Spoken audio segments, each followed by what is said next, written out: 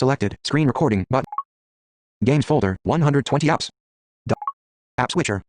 Activate. Default. Necromancer. Show stats. Your necromantic. You might want to try again.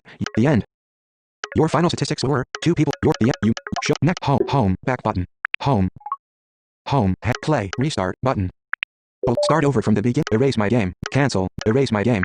Command the undead to take revenge. Home necromancer heading. Show stats but command the undead to take revenge on the suburbs. Oh, everyone at school laughed at you, but no one will laugh when your minion sees control of critical local infrastructure.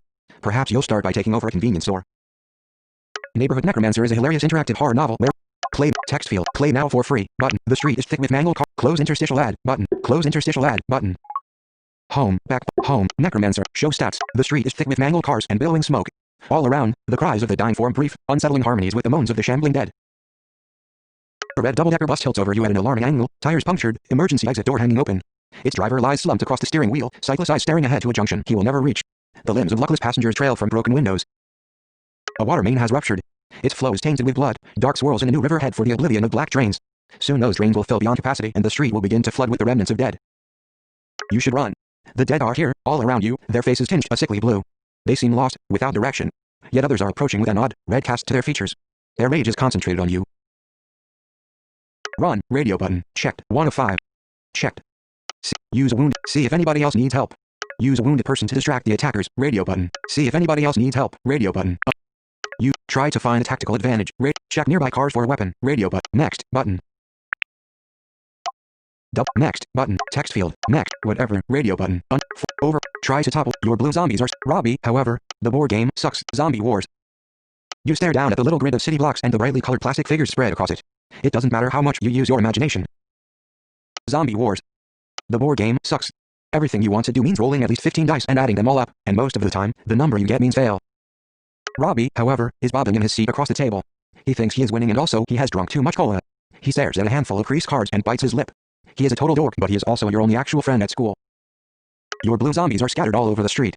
Robbie's red zombies are pouring out from behind a wrecked bus. Try to topple the bus onto the red zombies, radio button. Overwhelm the lead zombies with sheer form a pincer movement around either side, whatever, radio button, unchecked, 4. Check, next, button. You move the blue pieces around in random ways and hopefully leave them vulnerable. The sooner Robbie kills them all, the sooner you can get on with something more interesting.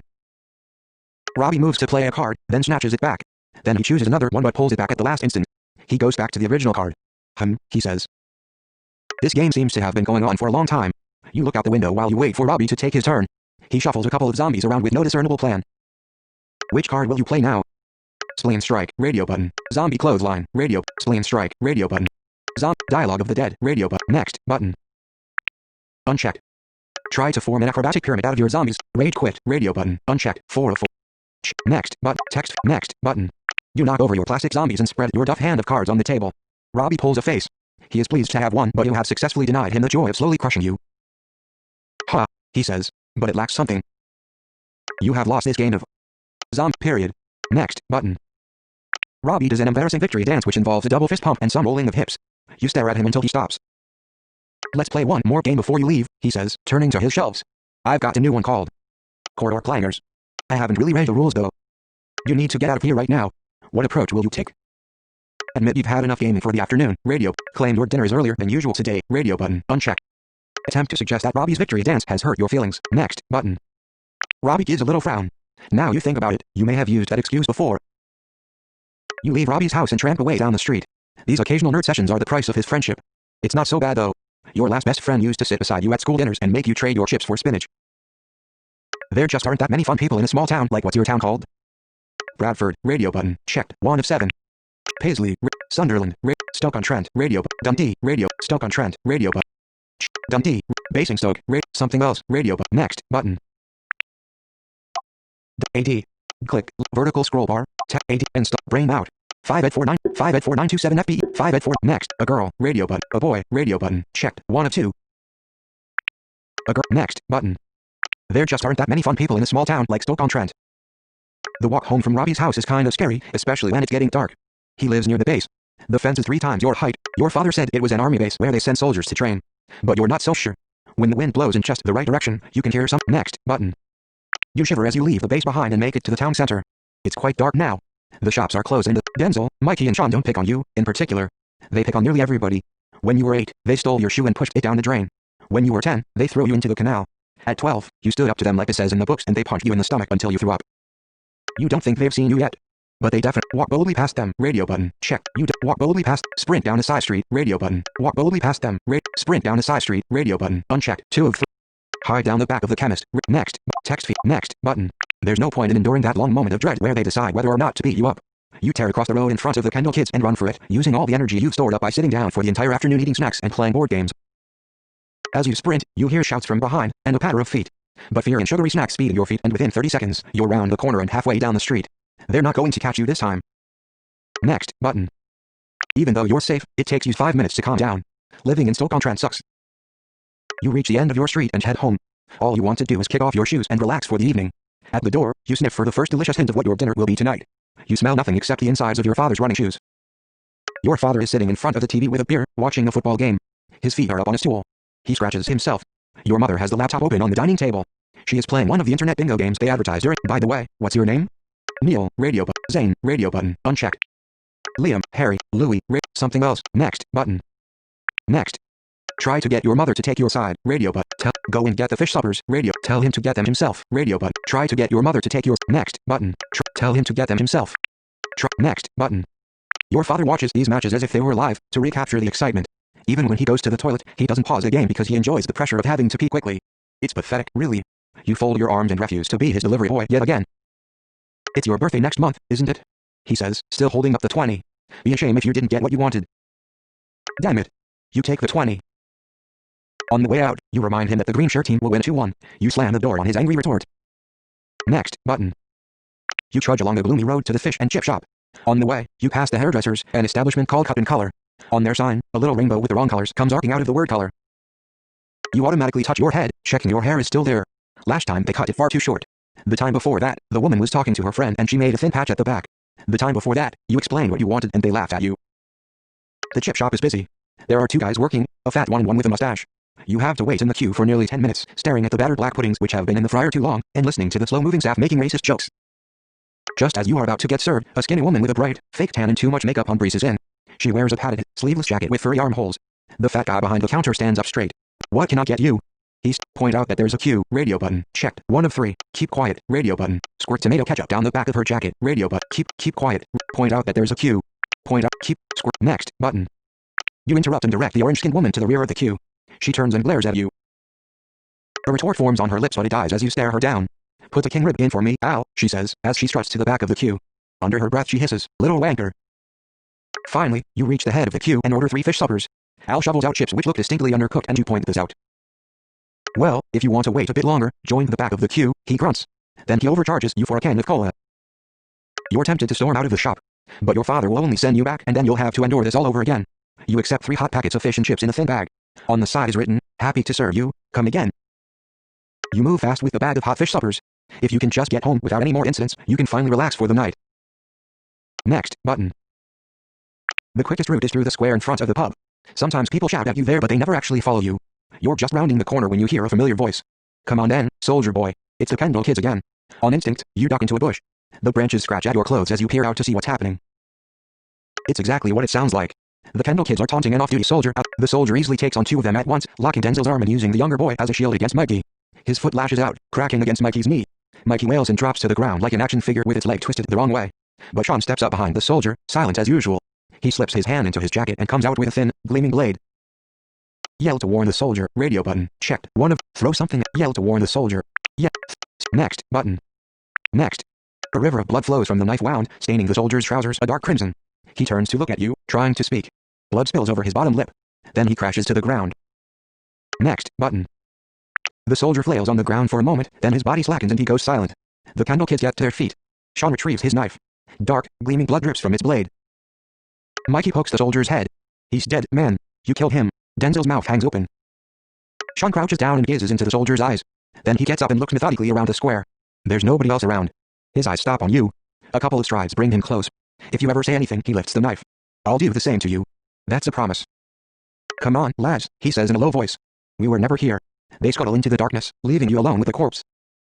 Next. Button. The soldier's head is turned towards you. The eyes are wide open, unblinking. You either need to call the police or you need to get out of here right now. Did anybody see you? Did you drop anything? You fumble to find your phone. As you glance away, a strange, yellow glow illuminates the curb. What was? The soldier's left leg is moving. It lifts and lowers, bumping on the ground. After a moment, the right one joins in. The dead soldier turns and moves off, reeling from one side of the road to the other. He is heading in the direction of the base. Next button. You had better move. Either something very creepy has just it's a bone. It looks about 12. The liquid changes color almost imperceptibly as it pulsates. It shifts between a murky yellow and a pale green. When you look up, the dead soldier has disappeared from view. Take the bone with you, radio button. Leave it behind, radio button, unchecked. Take it into the pub and ask, kick it down a drain. Next button. You're not in the habit of picking up strange bones in the street. And if a soldier dropped it, it might belong to the military.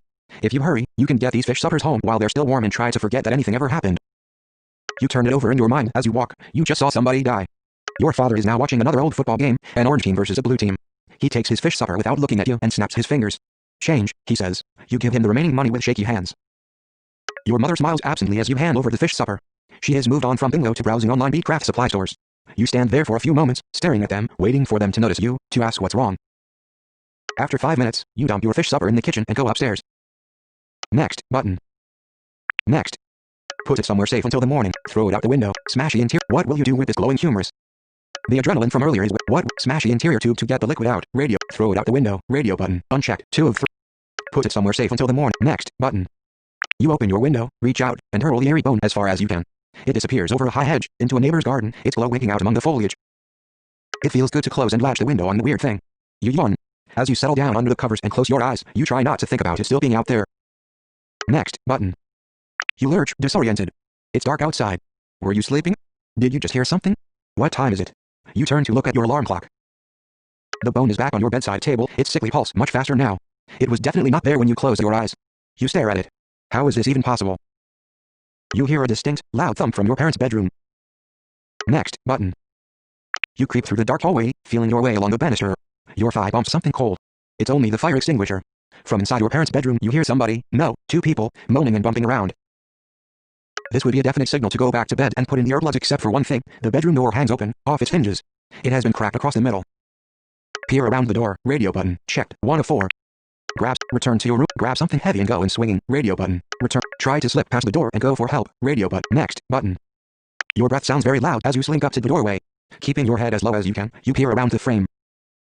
Your father is still in bed, still wearing his red striped pajamas. However, his head is missing. A thin man in a dark formal suit is holding it upside down, chewing on the stringy tendons of the neck. He looks round at you. Streaks of pale makeup cross. Your mother seems to be on the floor behind the bed. All that is visible of her is a trailing, pallid arm in her blood. The man lumbers towards you. You stumble backwards and fall. Next button. By the time you find your feet, the 2 intruders have blocked the landing. You scramble back to your bedroom and slam the door in their decomposing faces. Thud. Thud thud. They begin to pound the door. You pick up the bone to use as a weapon, radio button, check. Use the bedside lamp instead, radio. Try to get out of the window, radio button, unchecked. Hide under the bed, radio button, next button. This would have been much easier before you got double glazing. Or, in fact, before your father lost the key to the windows in his bedroom and took yours to replace it. The thumping on the door intensifies. Thud th thud thud thud. Okay, that didn't work. What now? Pick up the bone to use as a weapon. Use the hide under the bed, radio button. Next, text field, next button. They didn't look like the smartest of intruders. You crawl under the bed, among shoes and other junk, holding back a sneeze as the dust goes up your nose. You just have time to pull in your legs before the door crashes in and footsteps advance into the room. You keep very, very quiet. Next button. A hollow-eyed female face, crowned with ratty hair and breathing the stink of the grave, appears inches from yours. Putrescent fingers reach towards your eyes. You flail with your fists and feet as well as you can in the confined space. One good kick connects and the woman reels back, crashing against your bedside table. The second intruder's cold fingers lock around your ankle. You feel your dad slide on the carpet as he begins to pull you out. Something thumps to the floor ahead. It's the bone you found in the square. On instinct, you grab it and hammer at your attacker. He freezes. On the other side of the room, the woman has half risen. She crouches, eyes on you. You slip your ankle free and crawl out from under the bed. Next button. You hold out the glowing humerus in front of the intruder. He holds his position, neither coming closer nor backing away. The airy light casts ugly shadows across it. The stink of the grave. Grimy clothes. You experiment by waving the humerus from left to right in a slow, even arc. The zombie leans a little to follow its progress. Does it control him? Try to turn him around, radio button. Try to back him off, radio button, unchecked. Try to make him sit down, radio button. Lower the bone for a moment to see what happens. Try to back him off, radio button, unchecked. Next button. You make a sort of rushing away gesture. The zombie backs up against the wall. The reaction seems too complicated, too accurate for such a simple gesture. You look at the man and, without moving the bone at all, you imagine him raising his arm. He raises it. Okay, so here is the situation. You are an orphan who? Your musing is interrupted by a thump from downstairs. Next button. The military? Can they have tracked the bone to your house? But that didn't sound like the front door.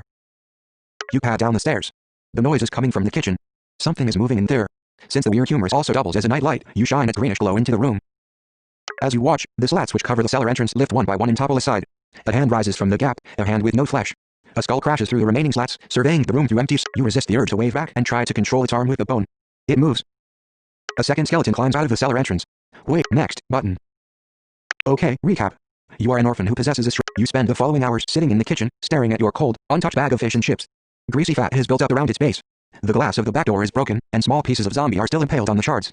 Every now and then, you lean back on the stool to look into the living room. The immediate problem is your dead parents upstairs. Phone the police and ask for help. Radio button.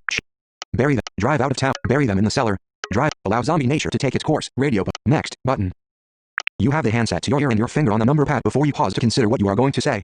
The undead attacked your house, but you survived because you have a bone which can command them, which you got from a soldier who died, who then got up and walked away. Yes, you could do some amateur dramatics like having a skeleton chase you out of the house when the police arrive. But you feel in your gut that this call will lead you to one of three locations: jail, for murder, a mental hospital, for claiming the dead walk the earth, or a secret military detention center for the rest of your miserable life. Make the call. Radio button. Forget it. Make the call. Radio button. Forget. Next button. Next. It's strange, but you could swear that wasn't the same voice. Next button. About 7 minutes later, an ambulance pulls up. Two paramedics hurry to reach you at the door. The first is a woman with thin lips and hair pulled into a tight bun. Her partner is a tall, wiry man with a shaved head. You explain you called the police.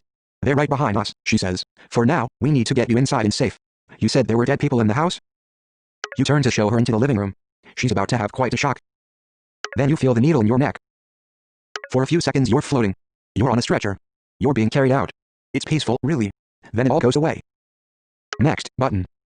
The cell is windowless. Its walls are heavy blocks painted a miserable off-white. The bed is hard and fixed to the floor. The lights keep you on edge. Two cameras watch from the ceiling, out of reach. A thin panel in the door slides open. The eyes which peer in are clear and passionless. You've caused a lot of trouble, the viewer says. But in a way, we should thank you. You took our experiment out of the laboratory. The data we gathered was immensely valuable. You feel for the humorous. Of course, it's gone. We expect there were physiological changes in your brain as a result of the process. We'll take a look, of course. But before we risk damaging you, we have questions. Quite a lot of questions. The panel slams shut. You try to imagine that humors in your hand to reconstruct the mental channel that linked you to the dead. You close. All it would take is one or two of them. Next button. Your necromantic career is over. A battery of psychological tests await. You might want to try again. You missed the vast majority of the game. The end. Your final statistics were 2. Play more games like this. Play again. Radio button. Check. Play. Share this game with friends. Radio button. Unchecked. 3 if checked. Email me when new games are available. Next button. Oh, share. Rate this app. But Facebook button. Address 10%. Facebook.com. Secure and validated connection. Create new account button. Forgot create or login button. Facebook password. Mobile number. Get Facebook for log into your Facebook account to Facebook link. Games folder. Music folder 100. Screen recording in progress button.